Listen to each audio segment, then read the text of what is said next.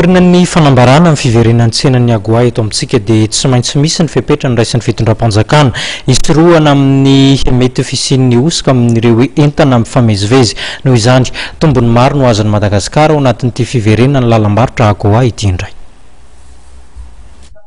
Manana ny visa Agoa i Madagasikara ary mamaim-poana tsy misy aba amin'ny fidirana ny akora fototra ilain'ny orinasa eto Madagasikara, manana fahazon-dalana hanondrana entana ao anatin'ny tsenan'ny Agoa. Mamaim-poana toy izany ihany koa ny fidiran'ny entana makany États-Unis. Mba hialana amin'ny osika samihafa dia nisy ny didim-panjakana izay niraisina tao anatin'ny filan-kevitry minisitra izay nitanterahana ny zoma lasa teo. Vokatra ondantsika any États-Unis zany mikasika ny attention mikasika fotsiny ny habillement sy ny textile, zany hoe le zavatra mbola amboarina eto zany reny entana reny natao hoe lamba izay anamboarantsika an'izy reny dia tsy maintsy afarana na avy any Chine na avy any Inde.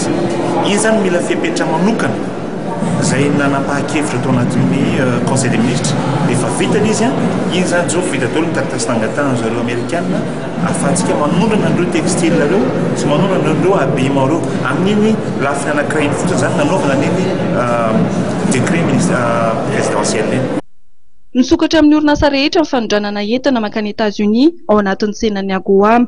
Efa afaka manondrana entana ankoatra ny lamba sy ny fitafiana Madagasikara araka nambara ministry ny varotra Rafidy Manana Arsan. Mbola andalana kosa ny fanomanana ara-taratasy ho an'ny fanondranana ny lamba sy ny fitafiana ary heverina mialohan'ny volana Desambra no hanomboka ny fanondranana. Entana toy ny ankoatran'ny habillement zany ankoatran'ny textile efa manondrantsika izao, efa afaka manondrantsika any États-Unis. Fa ankoatran'ireo textile reo sy ny habillement reo izay ananantsika usine maromaro eto Madagasikara, reo zany nahafahantsika tokony manana an'iny visa Agoa iny.